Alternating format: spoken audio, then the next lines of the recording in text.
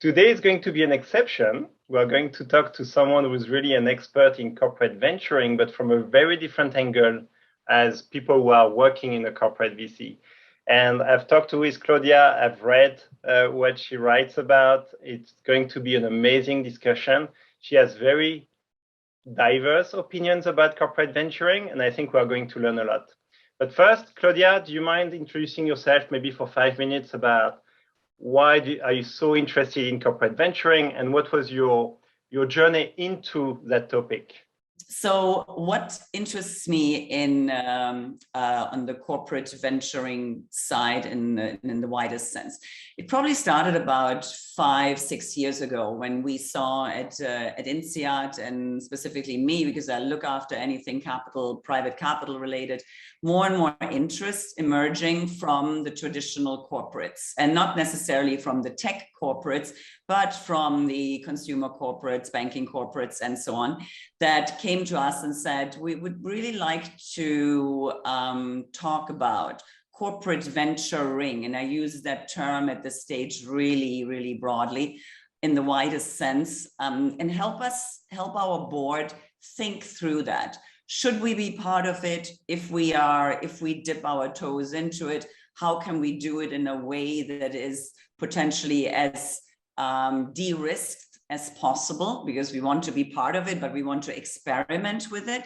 And does it mean we should do corporate venture capital? Should we set up an incubator or an accelerator? Should we just focus on merger and acquisitions and just pick and choose? And by the way, how do we create the right kind of sample menu to pick and choose from if we want to play on that end of the spectrum, if you like? So it became clear that there was more and more demand. I mean, as you see more and more corporates asking the same question, obviously, we kind of realizing that there's really, there's a role to be played. So we then brought a few corporates around the table. We started looking into an executive education program, which we launched in February this year. And so that's on the INSEAD side. On the personal side, I've seen basically the story around corporates really evolve, and not just from the conversation with the boards, but also from questions from the startups that I'm engaging with. More and more startups would come and say, hey, Claudia, we're raising our next round, and we have a couple of term sheets, but one of the term sheets is a corporate behind it.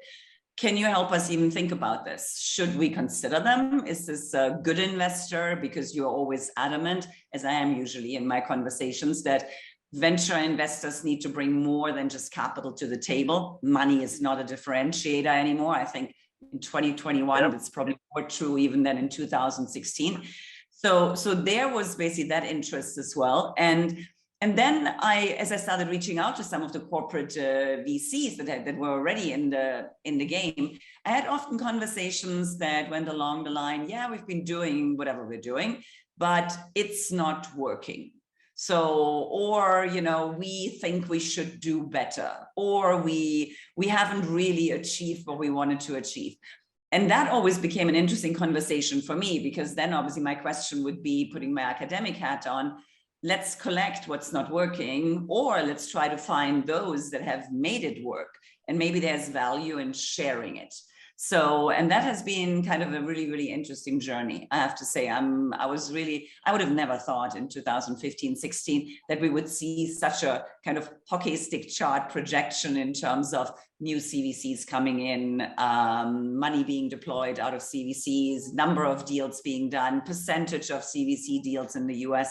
It's stunning, I have to say. I was positive about it. I was excited about the corporates coming in, but I would have never thought that it would grow that much. So, yeah, interesting.